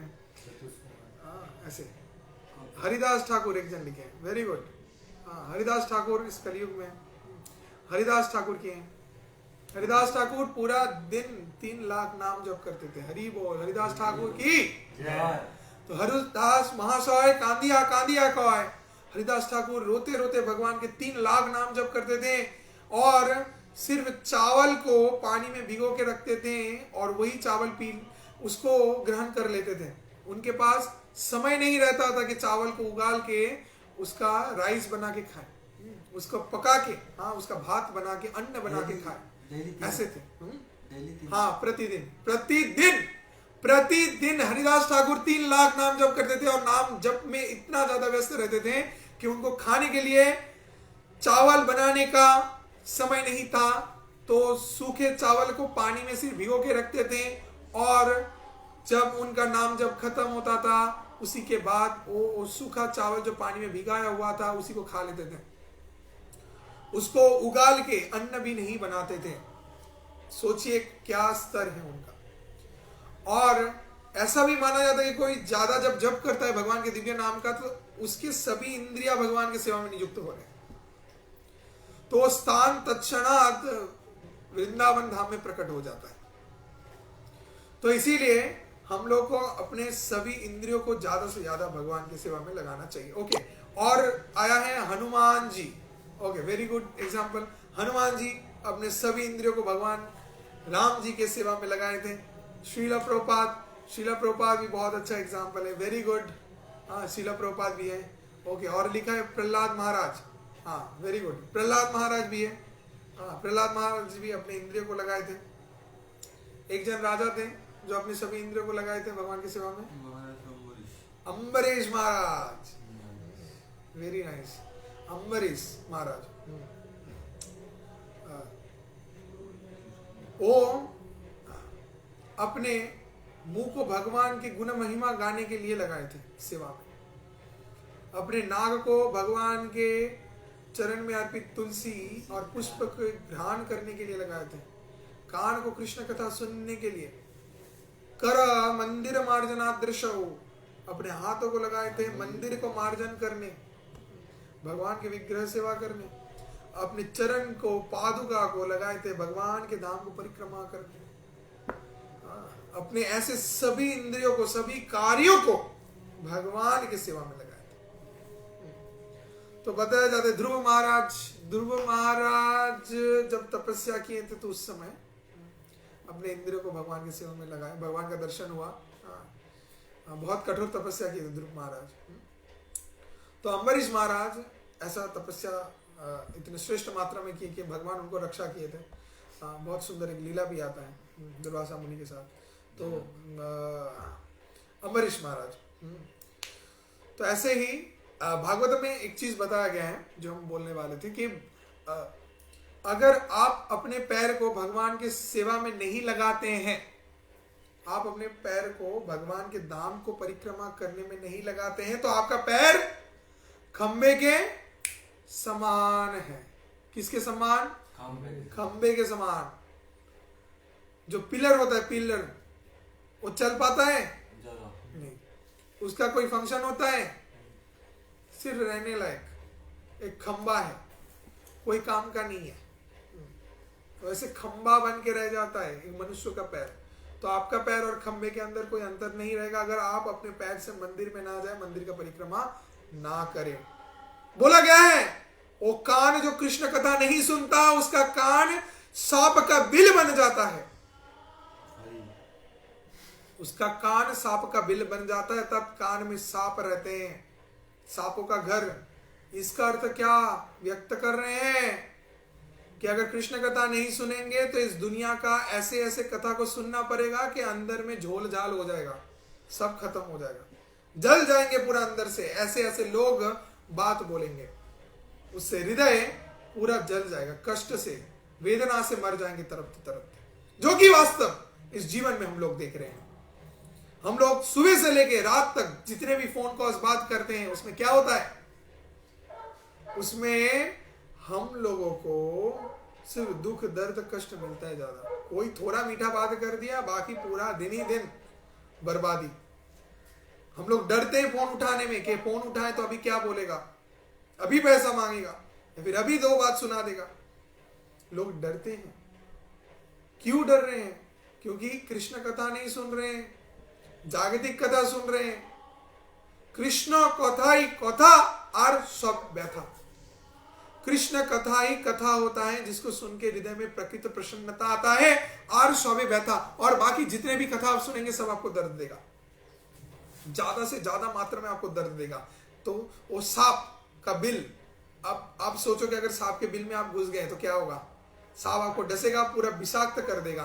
तो ऐसा कथा जहां पे आप सावधान है, सतर्क हैं, अच्छे हैं, चुपचाप है, एक फोन कॉल आया, फोन उठाए, सीधा सांप का फौस लग गया, और क्या होगा? पूरा विष घुस जाएगा अंदर, पूरा विषाक्त कर देगा आपको, पूरा टॉक्सिक कर देगा, पॉइजनस कर देगा आपको। ये कितना भयंकर है। तो इसीलिए बोला गया है जो कान कृष्ण कथा को नहीं सुनता है वो कान सांप का बिल है। वहां पे सांप रहता है, सांप डसता है। तो अभी आपके ऊपर आप क्या चाहते हो? आप अपने कान को सांप का बिल बनाना चाहते हो? हाँ? या आपके इस कान को कृष्ण कथा के मधुर रसामृत को पान करने के लिए सेवा में नियोजित करना चाहते हो? कौन सा चाहते हैं आप लोग? लिख के बताएं। तो इसको छोड़ के और एक विषय भी बताया गया है भागवतम में कि जो आंख भगवान के रूप को दर्शन नहीं करता, जो आंख भगवान के त्रिभंग ललित श्याम सुंदर मुरलीधारी कृष्ण के रूप को दर्शन नहीं करता, वो आंख मोर के पंख में बने आंख के समान है। तो अगर आप ध्यान पूर्वक देखेंगे तो मोर के पंख में आंख रहता है, आंख के जैसे शेप बनाया रहता है, वो भी आंख के जैसा दिखता है, लेकिन उस आंख से कोई कुछ देख नहीं पाता। तो ये जो पीकॉक पेटर्स जो होते हैं, तो उसमें क्या होता है? उसमें ऐसा आंख बनाया रहता है, आईज बनाया रहता है, लेकिन वो आईज कोई काम का नहीं रहता, उससे कुछ कोई देख नहीं सकता है। तो जो आंख भगवान को दर्शन नहीं करता, वो आंख मोर के पंख में बने आंख के समान है। और जो पैर भगवान के मंदिर को परिक्रमा नहीं करता, वो पैर खंबे के समान है। और जो कान भगवान की दिव्य कथा को नहीं सुनता वो कान सांप के बेल के जैसा है। तो हमको अभी परीक्षा करना है, हम क्या करना चाहते हैं। तो यहां पे बताया गया है कि हमारे इंद्रिया बहुत ही प्रबल है, प्रमत्त है, जिसको नियंत्रित करना बुद्धिमान विवेक संपन्न व्यक्ति के लिए भी कठिन होता है। लेकिन ऐसा नहीं कि असंभव है, संभव है। कैसे इस इंद्रियों को नियंत्रित कर सकते हैं? जैसे अम्बरीश महाराज को उदाहरण दिए, बाकी इतने सारे उदाहरण आपने हमको लिख के भेजा। हमारे इंद्रियों को जब कृष्ण के सेवा में नियुक्त करेंगे तभी ये पूर्ण सेवा में इसका फल को प्राप्त कर सकता है, तब ये यथार्थ रूप से काम करेगा। नहीं तो इसी इंद्रियों से आपको दुख दर्द कष्ट अनियत रूप से मिलता रहेगा। जब तक ना आप प्राण को त्याग करें तब तक ये इंद्रिय आपको कष्ट देते रहेंगे। इस इंद्रियों के दुख दर्द कष्ट से अगर आपको सही में बचना है तो उसका फॉर्मूला हम बता देते हैं। अगर आप सही में पीसफुल होना चाहते हैं, प्रभु जी I want to become peaceful, I want to become peaceful, I want peace, हमको शांति चाहिए। अगर सही में शांति चाहिए तो अपने सभी इंद्रियों को कृष्ण के सेवा में लगाइए। जब कृष्ण की सेवा में लगाएंगे, कृष्ण की कृपा से आपकी इंद्रिया धीरे धीरे परिवर्तित होती रहेगी, कृष्णमय होती रहेंगी, और उससे आप खुद कृष्णमय हो जाओगे।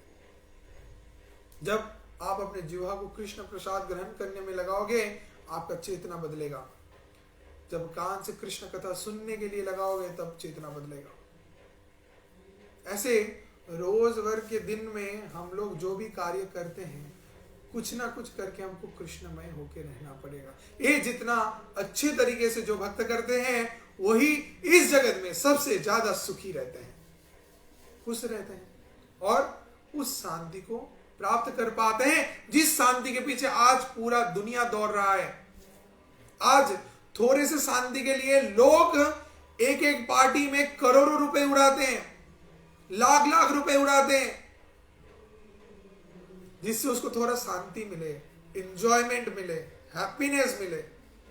पर वो रियल डेफिनेशन नहीं जानते। What is real happiness, what is real piece, ये कहां पे मिलता है?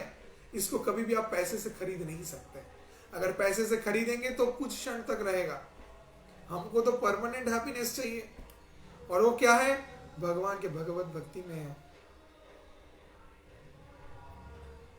जो आनंदम बोधिवर्धनम पतिपदम पूर्णामृत स्वादनम, हर पद पद में, हर एक स्टेप स्टेप में हमको आनंद वर्धन होगा, आनंद ज्यादा से ज्यादा मात्रा में मिलेगा।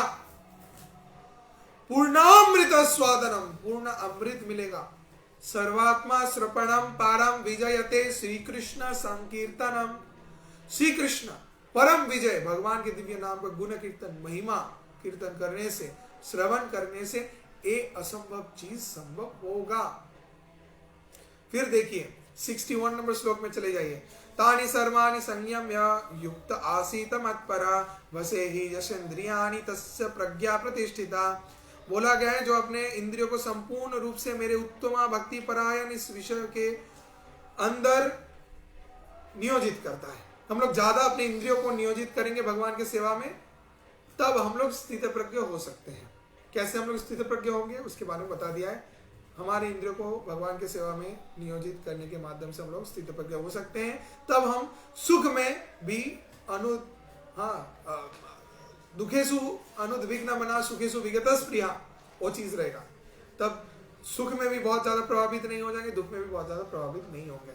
हाँ, ये फॉर्मूला है। उसके बाद 62 63 में चले जाए। 62 63 तो इन दोनों श्लोकों में बताया गया कि इस जड़ जगत में कैसे कोई पतित हो जाता है, कैसे इस जड़ जगत में किसी व्यक्ति का फॉल डाउन होता है, वो कैसे आसक्त होकर रहता है। बताया गया कि इंद्रियों के सुख की चिंता के विषय में जो लोग ज्यादा से ज्यादा चिंता करते हैं उसके बारे में भगवान श्री कृष्ण व्यक्त कर रहे हैं, बता रहे हैं कि हे अर्जुन, इंद्रिय भोग के विषय के बारे में चिंता करते करते आसक्ति का जन्म होता है। 62-63 वेरी वेरी इंपॉर्टेंट श्लोक है भागवत गीता का। हम आप सभी को बोलेंगे, निश्चित रूप से ही इन दोनों श्लोकों को आप लोगों को कंठस्थ करना है, याद रखना है, मेमोराइज करके रखना है। Shrimad Bhagavat Gita 2nd chapter 62 and 63 number श्लोका। धायतो विषयान् पुंसा संगस्ते उपजायते, संगात् संजयाते काम, कामात् क्रोधा विजायते, क्रोधात् भवति सम्मोहात्, सम्मोहात् स्मृति विभ्रमात्, स्मृति भंसात् बुद्धिनाशो, बुद्धिनाशात् प्रणाशते। दोनों ही बहुत बहुत बहुत ही इंपॉर्टेंट श्लोक है कि कैसे कोई व्यक्ति इस जड़ जगत में अधम पतित होते रहता है, अपनी इंद्रियों के द्वारा प्रभावित होते रहता है और उसके माध्यम से उसको कष्ट मिलता है। उसके फॉर्मूला को यहाँ पे बताया गया है कि जब व्यक्ति पहले धायतो विषयान पुंसा, कि जब व्यक्ति, पुंसा कथा का अर्थ है मनुष्य, जब मनुष्य विषयों के बारे में बारंबार चिंता करते रहता है, ध्यान करते रहता है, इससे क्या होता है, उसका आसक्ति का जन्म होता है। संगस्ते उपजायते, इससे उसका आसक्ति आता है कि वो मेरे को चाहिए। देखना, आप कोई भी चीज को एक बार देखें और बार बार उसके बारे में चिंता कर रहे हैं, कंटेम्पलेशन करने से क्या होता है, आसक्ति जन्माता है कि मेरे को वो चाहिए, हमको वो चाहिए, आसक्ति। अब भगवान फिर बता रहे आसक्ति से क्या होता है, आसक्ति से काम का उत्पन्न होता है। आप सभी पूछते काम वासना कैसे आता है प्रभु जी, कैसे आता है काम वासना? आसक्ति से काम वासना आता है। संगस्ते उपजायत, संगा संजयाते काम, तो ज्यादा से ज्यादा मात्रा में आसक्ति रखने से काम का उत्पन्न होगा। फिर काम से क्या होता है, कामात क्रोधा भी जायते। अब काम वासना मतलब मेरे को चाहिए तो चाहिए, हमको कुछ भी हो लेना ही है, लेकिन अगर वो चीज हमको नहीं मिला तब क्या होता है, क्रोध, क्रोधित हो जाता है इंसान। मेरे को क्यों नहीं मिला, हमको मिलना चाहिए था, क्यों हमको नहीं मिला, क्रोधित हो जाता है। अब 63 में बताया गया है कि क्रोध से क्या होता है। क्रोध से क्या होता है प्रभु जी? हम लोग सभी जानते हैं, हम लोग का सर्वनाश होता है। क्रोध कभी भी मंगलदायक नहीं है। अब भगवान पहले ही बोल दिए, क्रोधात् भवति सम्मोहा। क्रोध से क्या होता है, सम्मोह हो जाता है। क्या होता है, सम्मोह। हाँ, मोहग्रस्त अवस्था, मतलब उसके अलावा चल नहीं पाएंगे, खा नहीं पाएंगे, बैठ नहीं पाएंगे, मतलब चलते खाते बैठते हर अवस्था में वही ध्यान में आता है। तो ऐसा होता है ना, स्त्री के प्रति मोह हो जाता है, एक लड़की के प्रति, हिप्नोटाइज बोल सकते हैं। लड़की के प्रति खाते उसी को देख रहे हो, बुक खोलते उसी को देख रहे हो, हाँ, सोते उसी को देख रहे हो, दूसरा कोई बुलाया तो उसमें भी उस लड़की को देख रहे हो, हाँ, इसको क्या बोलते हैं, मोह, मोहग्रस्त अवस्था। आप लोग का है ऐसा मोह है? हाँ, मोह है ऐसा कि लड़की, कोई भी लड़की को देख के वो लड़की याद आती है। खाने में जब खाना खा रहे हो तो खाने में उसका शक्ल दिखता है, आईने में खुद को देखने से उसका शक्ल दिखता है, हाँ, जो कुछ भी करते हो तो वही दिखती है। ऐसा होता है? बहुत जन हंस रहे हैं अभी, तो ये रियलिटी है। हाँ, इसको बोलते हैं मोह। तो जिन लोगों का गर्लफ्रेंड है वो लोग भी समझ जाओ, ऐसे मोहग्रस्त अवस्था में मत जाओ। तो इतना मोह हो जाएगा तो मुश्किल हो जाएगा। हाँ, तो अगर वो नहीं पटी, अगर नहीं मिली और दुख हो गया, वो छोड़ के चली गई, ब्रेकअप हो गया, तब हरी बोल हो जाएगा। हाँ, आपका एकदम केस जॉन्डिस हो जाएगा, हाँ, वन केस हो जाएगा पूरा। तो इसीलिए सभी को बाबा क्या लिखा है कुणाल। तो देखो, अभी हम समझाते हैं। किसी ने लिखा है स्कूल टाइम में होता था। अब स्कूल टाइम में और अभी का दोनों में अंतर है। हम लोग बचपन में एक वीडियो गेम खेलते थे, याद है? टिपा हुआ इतना छोटा सा वीडियो गेम, उसमें सिर्फ एक क्या ऐसा गाड़ी ही जाता था ऐसा, हाँ, वीडियो गेम छोटा सा। तो उस समय वो वीडियो गेम इतना पसंद आता था, इतना आसक्ति रहता था कि उसको उसके अलावा हम कुछ सोच ही नहीं सकते थे, इतना पसंद रहता था बचपन में। तो लगता था कि कोई भी उस गेम को मांगे कि दो थोड़ा हमको खेलने के लिए, तो तब वो तो कभी भी नहीं देंगे, ऐसा बिल्कुल भी नहीं दे सकते, छोड़ेंगे नहीं हम लोग, इतना आसक्ति है। फिर धीरे धीरे जब थोड़ा बड़े हुए तो क्या है गेम में, वीडियो गेम में क्या है, चलो ले लो, कोई भी मांगे बिना मांगे ऐसे ही आप दे दोगे, लो लो आप ले लो, हाँ। लेकिन जब कोई धीरे धीरे और भी बड़ा होता है, उसके पसंद आता है एक साइकिल, तो साइकिल चलाता है, साइकिल चलाते चलाते स्कूल जा रहा है, इधर जा रहा है, उधर जा रहा है, तैर रहा है, उसको बहुत अच्छा लग रहा है। फिर धीरे धीरे और भी जितना मैच्योर होता है, कॉलेज में गया, तब उसको लगता है क्या साइकिल लेके कॉलेज में जाएंगे, अब मेरे को एक अच्छा सा बाइक चाहिए। तो जब बाइक लेता है तो बाइक लेके उसको बहुत अच्छा लगता है। तब अगर कोई साइकिल मांगे ना मांगे, ओ ले लो, ये मेरे को कोई काम में नहीं है, उसी साइकिल लिए रो रो के अपने बाप के पास, माँ के पास क्या क्या ना किया कि वो साइकिल चाहिए, वो साइकिल चाहिए, इतना जिद किया। अब वही साइकिल के प्रति आसक्ति चला गया, अब मन क्या कर रहा है, बाइक चाहिए, बाइक चाहिए, बाइक। अब बाइक खरीद लिया, बाइक लेके चल रहा है, बाइक लेके चल रहा है, जीवन खुश है। फिर इससे बढ़ के बाद में क्या हुआ, धीरे धीरे लग रहा है बाइक तो सभी चलाते हैं, लेकिन बाइक के पीछे के सीट में कोई बैठती है जो मेरे लाइफ में नहीं है। तो हमको अभी कोई चाहिए जो मेरे बाइक के पीछे बैठे और मेरा भी एक थोड़ा एक पर्सनैलिटी बने। तो शौक देखो कहां से कहां जा रहा है, पहले कौन सा वीडियो गेम था और वहां से जाके कहां घुस रहा है। तो धीरे धीरे जो चीज जिसके लिए कोई इतना आसक्त था, वो आसक्ति तुरंत मुहूर्त मात्र ही छूट गया। तो यहां पे हमको समझना है, आसक्ति ऐसा नहीं है कि उसी रूप से आए जैसे स्कूल टाइम में आया था। आसक्ति हमारे जीवन में हर पर्याय में, हर स्तर में अलग अलग तरीके से आएंगे, लेकिन हमको अपनी बुद्धि से स्थित प्रज्ञ रहना है, तभी जाके हम काम कर पाएंगे। अभी बोला गया है कि काम वासना आता है और काम से आता है क्रोध। तो क्रोध से क्या बोला गया है 63 नंबर श्लोक में, क्रोधात् भवति सम्मोहा, सम्मोह हो जाता है। और सम्मोह से क्या होता है प्रभु जी, सम्मोहात् स्थिति विभ्रमात्, इंसान पूरा भूल जाता है सब कुछ। सम्मोह से स्थिति, उसका इंटेलिजेंस चले जाता है, स्थिति विभ्रमात् मेमोरी चले जाता है, मेमोरी लॉस हो जाता है, समझ नहीं पाता है उसको क्या करना चाहिए क्या नहीं करना चाहिए, मेमोरी लॉस हो जाता है। हाँ, ऐसा अवस्था में चला जाता है मेमोरी लॉस। और मेमोरी लॉस से क्या होता है, स्मृति भ्रंशात् बुद्धिनाशो। अब स्मृति, मेमोरी चले जाने से बुद्धि भी चला जाता है, इंटेलिजेंस भी चला जाता है। फिर बुद्धिनाशात् प्रणाश्यते, सर्वनाश हो जाता है उस व्यक्ति का, उसका परिणाम सर्वनाश होता है। दर दर भटकते रहता है, रोते रहता है, सर फूटते रहता है, और उसको अपने अंदर खुद के ऊपर भरोसा नहीं रहता। हम लोग कोई भी ऐसा नहीं चाहते हमारे जीवन में ऐसा हो, और अगर आप किसी को प्यार भी करते हैं तो उसके जीवन में भी ऐसा क्षण आए, ऐसा अवस्था आए, ये भी आप नहीं चाहेंगे।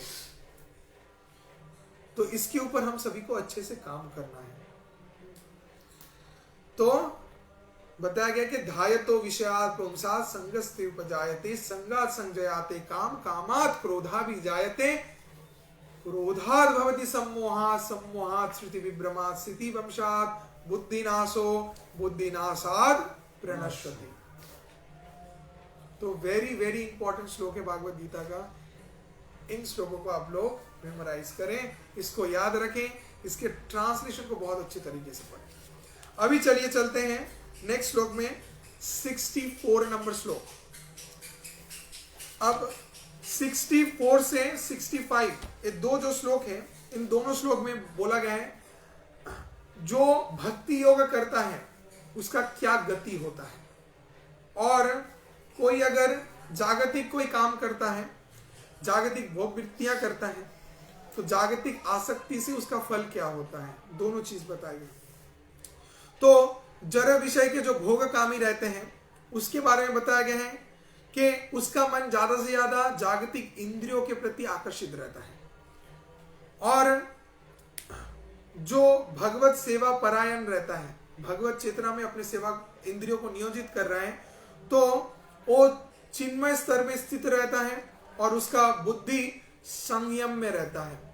उसको क्रोध भी आए, वो क्रोध को प्रकट नहीं करेगा, उसमें रिएक्ट नहीं करेगा, वो रिस्पॉन्स करेगा।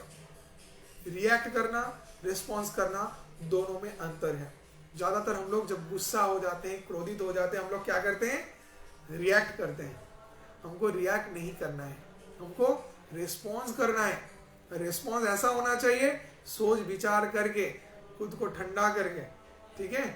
तो वो कैसे रहेगा, वो जब हम अपने इंद्रियों को भगवान की सेवा में, उस परम ब्रह्म ऋषि के न सेवनम भक्ति उत्तमम, उस उत्तम भक्ति को करेंगे, ऋषिकेश जो सर्व इंद्रियों के नियंत्रण है उनके सेवा में लगाएंगे, तभी ये संभव होगा। फिर बताया गया कि जो जड़ विषय के प्रति ज्यादा आसक्त रहते हैं, भोगकामी होते हैं, उनका क्या है, विषय के प्रति ज्यादा आसक्ति रहता है और विषय को लाभ करने के लिए कामना करते हैं। लेकिन जो भगवत सेवा परायण है उनका चित्त हर वक्त प्रसन्न रहता है, हर समय वो संतुष्ट रहते हैं, उनको कोई चीज का प्रयोजन नहीं है, हो तो अच्छा है, नहीं हो फिर भी चलेगा। और भगवत भक्ति क्या करता है, भक्तों का सभी प्रकार के दुख का निवृत्ति करता है, सर्व दुख का निवृत्ति करता है।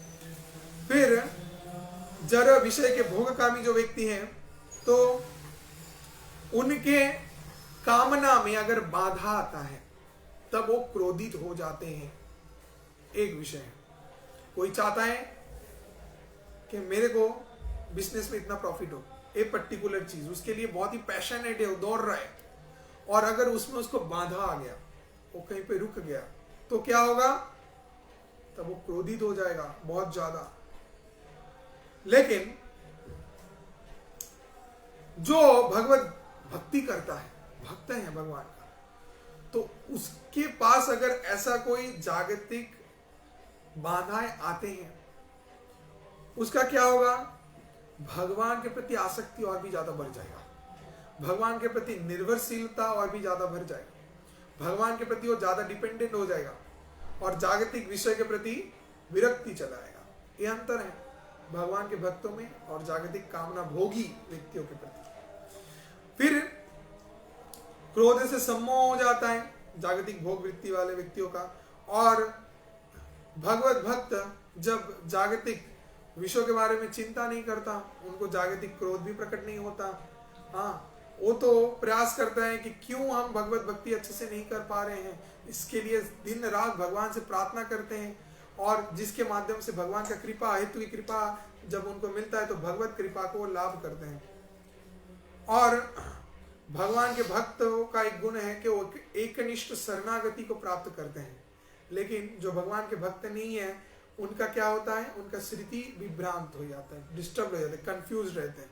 आप देखना जागतिक लोगों का ज्यादा से ज्यादा कैसा दिखता है, सब कंफ्यूज रहते हैं, समझ नहीं पाते हैं, लाल लें, ब्लू लें, येलो लें, इतना कुछ चूज करने के बाद एकदम जाके ऐसा कोई कलर लेंगे जो कोई ऑप्शन में नहीं था, इतने काला कलर ले लेंगे, तो इतने कंफ्यूज रहते हैं, जो जानते ही नहीं उनको क्या करना चाहिए। ठीक है, बहुत ही कंफ्यूज, कोई भी डिसीजन में बहुत कंफ्यूज रहते हैं। और जो भगवान के भगवत सेवा में नियोजित हैं, तो उन लोगों का कैसा रहता है, वो लोग एकनिष्ठ रहते हैं, भगवान के चरण में ही शरणागत रहते हैं, भगवान जो दे जीवन में उसी को मान लेंगे, एक गुण रहता है। और बुद्धि नाश हो के जागतिक भोगी व्यक्ति वो अंधकूप में पतित होता है, इस जड़ जगत में बारंबार पतित होकर उसको लौटना पड़ता है। लेकिन जिसका चित्त संयत है, भगवत सेवा में कर्म अनुशीलन करता है, उसको भगवत प्राप्ति होता है अंतिम में। अब 66-69 नंबर श्लोक में चले जाइए, जहां पे बताया गया है कि इंद्रिय भोगी अशांत है, संयमी शांत है। अर्थात जो इंद्रिय भोगी व्यक्ति है इस जड़ जगत में, वो हर समय अशांत रहता है, डिस्टर्ब रहता है। लेकिन जो भगवान के भगवत भक्ति करता है, उनका इंद्रिय बहुत ज्यादा नियंत्रित है और संयमी होते हैं, जिसके कारण वो सभी शांत रहते हैं। बोला गया क्या? भुक्ति मुक्ति सिद्धि कामी सकले अशांतो, भुक्ति मुक्ति सिद्धि कामी सकले अशांतो, कृष्ण भक्त निष्काम अतएव शांतो, कृष्ण भक्त निष्काम अतएव शांतो। तो आप सभी शांत हैं? सभी शांत हैं? तब आप लोग सभी निष्काम हैं? आप लोग सभी निष्काम हैं? आप निष्काम हैं? निष्काम कथा का अर्थ क्या होता है जानते हैं? पूर्ण रूप से नहीं है। निष्काम है आप? पूर्ण रूप से नहीं है। कृष्ण भक्त निष्काम होते हैं। अच्छा, आप लोगों से भी प्रश्न है, तो आप लोगों में से कितने जन निष्काम हैं? मेरे को लिख के भेजिए, तब तो आप लोग सभी शांत रहेंगे। हाँ, अतएव शांतो। अच्छा, कोई लिखा है अभी शांत। अच्छा, अभी के लिए, क्योंकि मेरा कृष्ण कथा सुन रहे हैं इसीलिए शांत है। हाँ, बोला गया कृष्ण भक्त निष्काम। जो कृष्ण भक्त रहेंगे उसका कोई कामना वासना नहीं रहेगा, कोई कामना वासना नहीं रहेगा। अतएव शांतो, तब वो शांत रहेगा, नहीं तो शांत नहीं रहेगा। उसका चाहने का सिर्फ कौन है? भगवान। कोई लिखा है, ये मन बड़ा चंचल है, कैसे तेरा भजन करूं, जितना इसे समझाऊं उतना ही मचल जाए, राधे तेरे चरणों की, हे श्यामा तेरे चरणों की, अगर धूल जो मिल जाए, सच कहता हूँ बस मेरी तकदीर बदल जाए। अगर श्यामा प्रिया और कृष्णचंद्र के चरण के धूल मिल जाए हमको, तब ये चंचल मन भी स्थिर हो जाएगा। अगर उसको प्राप्त करना है तो हमको बहुत तपस्या करना है, उस स्थिति को प्राप्त करना है। बोला गया है स्थित प्रज्ञा, जो स्थित प्रज्ञा व्यक्ति है वो स्थिति को प्राप्त कर सकते हैं। तब जाके वो भगवान को छोड़ के, भगवान के भक्ति को छोड़ के लालायित रहेंगे सदा सर्वदा कृष्ण प्रेम रस तत्व में। इसके अलावा इस दुनिया के कोई भी ऐसा विषय नहीं रहेगा जिसके बारे में वो चिंता करेगा। तो हमको ऐसा बनना है, तब मन चंचल नहीं रहेगा। हाँ, तब हम लोग क्या कर पाएंगे? संयमी हो पाएंगे। हाँ, संयमी। ये जो हम लोग उपवास करते हैं, क्यों करते हैं? हमारा इंद्रिया बहुत प्रबल हो जाते हैं, भूख के मारे तरस रहे हैं, अभी भूख भूख अभी खाना है, लेकिन हम लोग नहीं खा रहे, हम लोग उपवास कर रहे हैं समय अनुसार। किस लिए? भगवान के लिए, और सर्वोपरि किस लिए? हमारे हृदय की शुद्धता के लिए। हम लोग प्यूरिफाइड होंगे, हमारी इंद्रिया प्यूरिफाइड होंगी, क्योंकि ये इंद्रियाचारी है, लेकिन हम उसको प्रमत्तिनी इंद्रियाचारी है, लेकिन हम लोग उसको नियंत्रित करने का प्रयास किए जा रहे हैं। कैसे इंद्रियों को नियंत्रित कर पाए, ये जरूरी है, इसको आपको समझना है। तो भगवान 66-69 तक इसमें बता रहे हैं कि जो व्यक्ति कृष्ण भावना के साथ युक्त नहीं हुआ है, उसका चित्त संयत नहीं रहता, उसका बुद्धि स्थिर नहीं रहता। अगर आप भक्ति करेंगे तब आपका बुद्धि स्थिर रहेगा, शांत रहेगा। अगर भक्ति नहीं करते हैं, आप जितना भी जिम में जाओ, जितना भी मूवी देख लो, जितना भी मनपसंद का खाना खाओ, जितना भी गर्लफ्रेंड के साथ, बीवी के साथ घूमो, जितना भी आपका मन चाहे सब कार्य करो, करके भी आपका बुद्धि स्थिर नहीं होगा, आप सुखी नहीं हो सकते। हम गारंटी दे रहे हैं। अगर आप हो के हमको दिखाते हैं, या फिर ऐसे कोई व्यक्ति को मेरे पास लेके आते हैं, आप जो बोलोगे हम वो करेंगे। आप जितना प्राइस मनी चाहोगे, एटलीस्ट हम जुगाड़ करके अपने कैपेसिटी अनुसार आपको देंगे। कुछ प्राइस तो बड़ा कुछ देंगे खास। हाँ, अगर ये हो, कॉन्फिडेंस के सहित बोल सकते हैं। इस जड़ जगत में ऐसा कुछ भी नहीं है जो आपको सुखी कर पाएगा। जो आपको संयत कर पाएगा, आपकी बुद्धि को स्थिर कर पाएगा, एकमात्र भगवत भक्ति है। इसको कौन बोल रहा है? हम नहीं बोल रहे हैं, भगवान श्री कृष्ण अर्जुन को बोल रहे हैं। कृष्ण कौन है? जो इस दुनिया में हम सभी को बनाए हैं, और जो सृष्टि करता है, जिन्होंने ताला बनाया है, चाबी उन्हीं के हाथ है। तो वो जानते हैं क्या हमारे लिए परम मंगल है, किससे सर्वोत्तम श्रेष्ठ कार्य को करने से जीव सुखी हो सकता है। उसी चीज को भगवान बता रहे हैं, क्योंकि भगवान जानते हैं, जो हमको बनाए हैं वही जानते हैं, वही हमको फॉर्मूला दे सकते हैं। हम अपने मन अनुसार कैसे कर सकते हैं? किसी को लगता है अपने शत्रु को खून करके मार के उसको आनंद आएगा, वो उसके लिए आनंद का कारण है, लेकिन सबके लिए नहीं, किसी के लिए, ये सबके लिए नहीं है। तो हमको समझना है, कोई अगर किसी को गोली मार के खुश होता है, ये कभी भी अच्छा नहीं है। उसके लिए खुशी हो सकता है, सबके लिए नहीं, बाकियों के लिए दुख का कारण है। तो जब तक ना हम भगवत भक्ति करेंगे, तब तक हमारी बुद्धि स्थिर नहीं होगी। तो पारमार्थिक बुद्धि शून्य व्यक्ति हर वक्त विषय के तृष्णा में अधीर रहता है, विषय के लिए तृप्त रहता है, बहुत ही प्यासा रहता है, भूखा रहता है, ज्यादा से ज्यादा भोग करने के लिए। और विषय की तृष्णा में आकुल आसक्त चित्त व्यक्ति सुख ढूंढता है, दारू में सुख ढूंढता है, नशे में सुख ढूंढता है, अवैध यौन संग में सुख ढूंढता है, ऐसा ही दुराचार करते रहता है। और असंयत व्यक्ति अपने इंद्रियों को सदा सर्वदा विषय भोग में विचरण करता है। प्रतिकूल, भगवान एक उदाहरण दिए, प्रतिकूल वायु जैसे नौका को अस्थिर कर उठाता है, वैसा ही एक इंद्रिया आकर्षित होने से असंयत व्यक्ति चित्त विकुद्ध होता है और वो उसका हरण हो जाता है। अर्थात जैसे एक नाव, उसके अनुकूल अगर हवा आया तो नाव बहुत ही द्रुत वेग से ताड़ित हो जाता है, वैसे ही ये इंद्रिया अगर भगवत भक्ति में नियोजित ना हो तो कभी भी माया के प्रभाव से ताड़ित होके विषय के प्रति आसक्त हो सकता है और इससे जीव को कष्ट मिल सकता है। तो अतएव हे महाबाहो, भक्ति योग के माध्यम से अपनी इंद्रियों के विषय को संपूर्ण रूप से निरासक्त हो और संयत हो जाओ, इसको भगवान समझा रहे हैं। और बोल रहे हैं उसी व्यक्ति को स्थित प्रज्ञ बोलते हैं जो अपने इंद्रियों को संपूर्ण रूप से निरासक्त रह के संयत करता है, शांत रहता है, वही है स्थित प्रज्ञ। क्या बोलते हैं? स्थित प्रज्ञ व्यक्ति।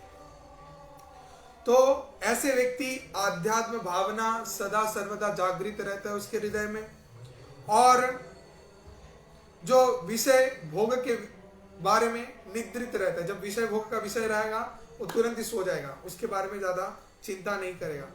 और विषय आसक्त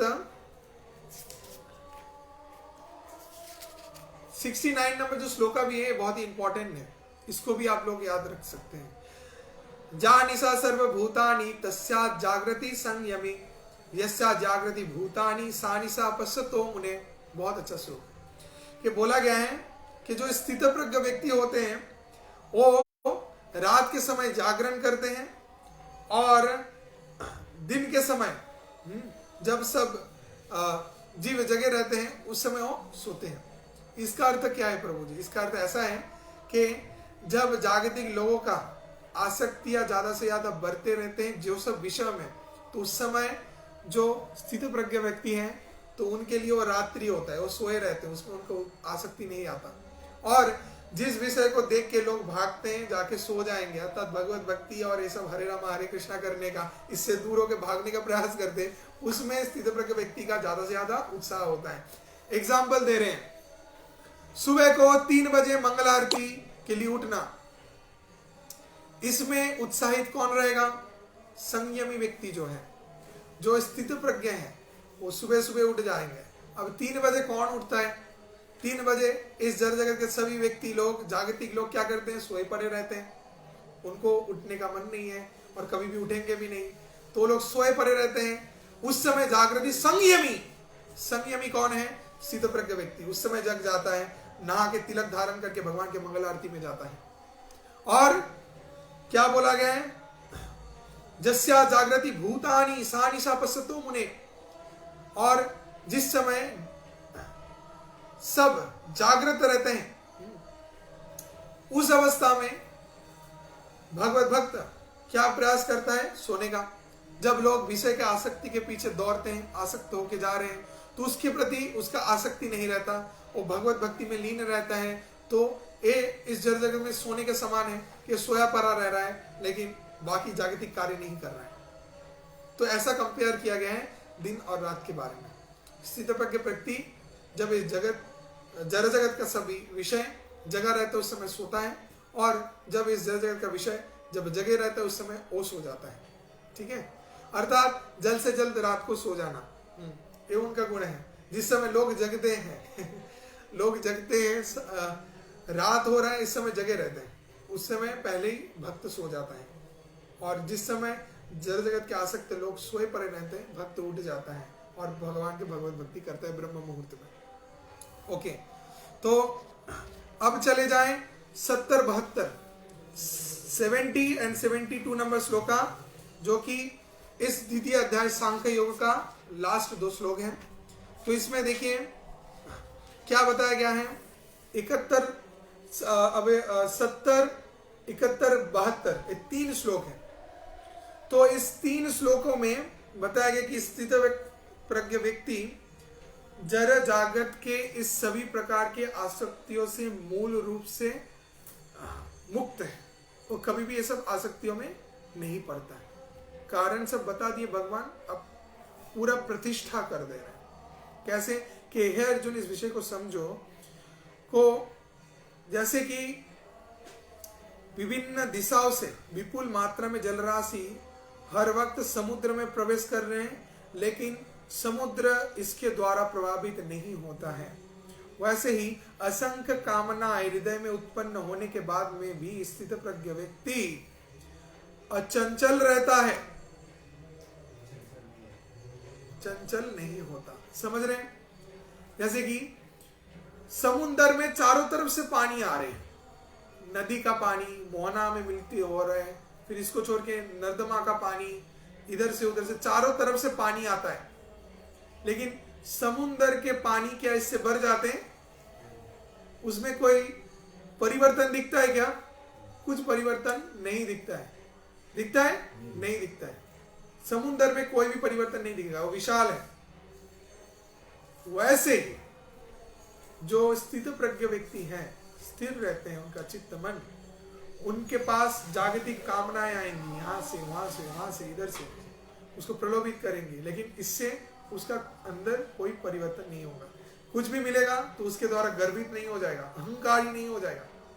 इस जगत में हम लोग ज्यादातर देखते हैं क्या, कुछ भी मिल गया थोड़ा बहुत अहंकारी हो गए, पैसा मिल रहा है बहुत अहंकार हो जा रहा है, सुंदर स्त्री मिल गया उसका अहंकार हो जाता है, घर परिवार बहुत खास है, अच्छे वंश में जन्म है, ऐसे बहुत अहंकार रहता है, मिथ्या अहंकार, फूल जाता है इंसान, साइज बढ़ जाता है। लेकिन जो स्थित प्रज्ञ व्यक्ति रहते हैं उनका साइज नहीं बढ़ता है, उनके अंदर कोई परिवर्तन ही नहीं दिखता, वो जैसे हैं वैसे ही सिंपल रहते हैं। ये जरूरी है। जितना भी कुछ मिले भगवान की कृपा से मिलेगा, क्यों नहीं मिलेगा, बहुत कुछ आएगा, लेकिन इससे हम लोग के अंदर कोई परिवर्तन नहीं दिखना चाहिए। स्थित व्यक्ति, तो भगवान उदाहरण देके समझा रहे स्थित प्रज्ञ व्यक्ति के बारे में। फिर बता रहे स्थित प्रज्ञ व्यक्ति जड़ विषय में निरासक्त रहते हैं और जिसमें ममत्व बुद्धि शून्य रहते हैं। ममत्व बुद्धि शून्य का अर्थ होता है कि मैं मेरा, ये जो सोच रखना, ये मेरा है, ये मैं हूं, ये मेरा है, ये मेरे से युक्त है, ये सब चिंता नहीं रहेगा, ये सब चिंता नहीं रहेगा, याद रहेगा, ये सब चिंता नहीं रहेगा बिल्कुल भी। ठीक है, वो इन सभी चीजों से मुक्त रहेंगे। मैं मेरा नहीं, जो भी है अभी है। खुद को कनेक्ट करने का प्रयास नहीं करेगा, मेरे से संपर्क, ममत्व बुद्धि उसके अंदर नहीं रहेगा। और वो व्यक्ति समस्त वासना को, अहंकार को त्याग करेगा। उसका कोई भी अहंकार नहीं रहना चाहिए कि ये है इस चीज का अहंकार, वो है वो इस चीज का अहंकार, कोई भी अहंकार नहीं। अहंकार शून्य है, भक्ति कर सकते हैं। भक्ति का मार्ग ही ऐसा है, अगर अहंकार रहेगा तो भक्ति नहीं कर सकते। ठीक है, अहंकार शून्य होना पड़ेगा और मन में भगवत भावना को पूर्ण रखना है, अर्थात कृष्ण भावना को, भगवत चेतना को ज्यादा से ज्यादा पूर्ण मात्रा में अपने हृदय में रखना चाहिए और तब जाके बुद्धि को चिन्मय स्तर में अधिष्ठित कर सकता है कोई व्यक्ति। और इसी को बोला गया है ब्रह्म में स्थित रहना। बहुत बार आप लोग शायद सुने होंगे ब्रह्म में स्थित रहना। ब्रह्म में स्थित रहने का अर्थ क्या होता है?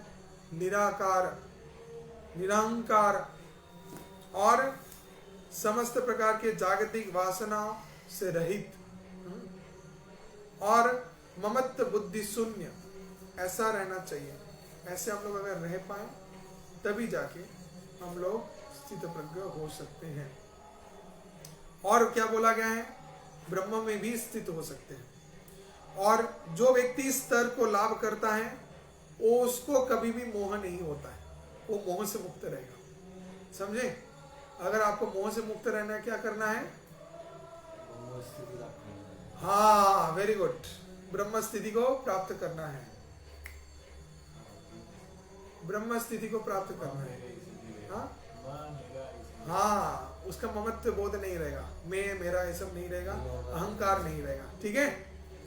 और क्या बताया गया है कि मोह उसको नहीं पकड़ता है, तो अंतिम काल में जब वो अपने देह को त्याग भी करता है तो कोई भी उसका जड़ बंधन नहीं रहता है, जड़ आसक्ति नहीं रहता है और वो इस जड़ जगत से मुक्त होके सीधे भगवान के भगवत धाम को प्राप्त करता है। हरि बोल।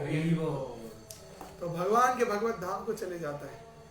वो कभी भी इस जड़ जगत के जागतिक आसक्तियों से बंध के इस जड़ जगत में लौट के नहीं आता, या फिर पाप कर्म के फल स्वरूप उसको नरक में जाके नरक यंत्रणा नहीं भोग करना पड़ता। वो अंतिम में भगवान का चिंता करते हुए निरासक्त होके भगवान के धाम में चला जाता है, भगवान को प्राप्त करता है। हरे कृष्णा कृष्णा कृष्णा हरे हरे, हरे रामा राम राम हरे हरे।